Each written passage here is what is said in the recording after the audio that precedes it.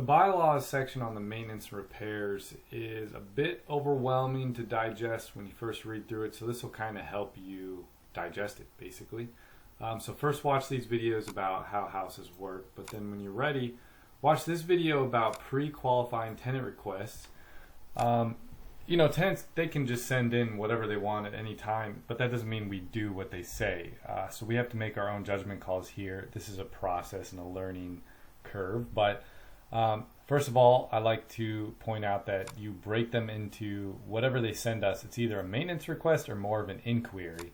An inquiry might be, hey, can I add a pet? Or hey, can we take a pet off the lease? Or can my buddy move in? Whatever.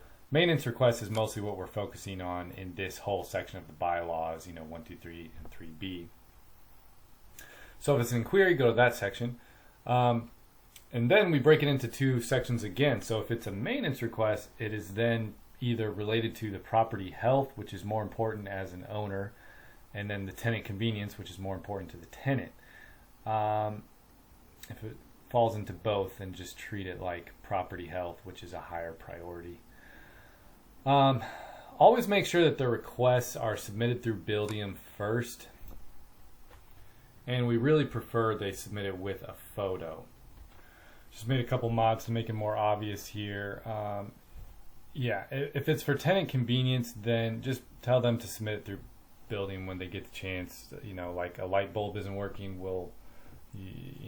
they need to carry their weight and make it easy for us. Once it's into Buildium, we can work it through our workflows a lot easier and keep track of it. And then you're not managing 1,000 texts and emails. It's just all in Buildium to go see. One thing I'll need to add later is how to view this in Buildium. So you're going to go to tasks, and you can either do all tasks just to make sure you're seeing everything, or you can just do my tasks. I don't think I really have any assigned to me, so I'm going to do all tasks. And then here at the top, you usually will include new and in progress. And then this is what you got going, and this is the status on each. Now, I monitor this. I have some reports that spit out from time to time, and this will show me we want to turn these in 7 days or less. So if it comes in on a Monday, we want it fixed by that following Sunday, but really it should be fixed most of the time in a couple days. So that's your goal, and at the time of writing this and recording this, the goal is 7 days. So really try to move these things through quick, and that's why we're going to have a pretty aggressive follow-up with folks to make sure this crap gets done. It's not fair to the tenants to just have repairs outstanding forever, and then they're not going to want to keep living there, and they're going to move out, and it's not good for anyone. Okay, so once it's in Buildium and you see it in all tasks, you got to pre-qualify it. We break this into 2 steps. Validation is just making sure they're asking us for something that we even can care about or do anything for. And then troubleshooting is helping them check a couple things before we send somebody out there.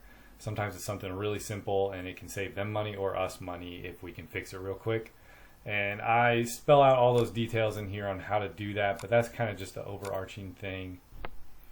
This will get a lot longer over the years, I do believe, as we figure out more ways. Electrical is the main thing. If they're having electrical problems, they probably just need to flip the breaker on and off, that kind of thing. Which I guess before I go, I should highlight this section here. So when we're talking about negligence, something that they allowed to happen by not letting us know about it, or damage they actually did by running into a wall or whatever, we break that into 2 categories as well. Just like all the other main maintenance requests, they all fall into one of these 2. But the difference is if it's a tenant negligence issue, it's tenant convenience, well, it's kind of on them to fix it. Now, we can send somebody out, but we're going to bill it back to them. But if they damage something that, they didn't tell us about a leak under the sink and it's getting worse, this is a higher priority to us, and that is related to property health, which needs to be maintained. And then we're going to jump on that.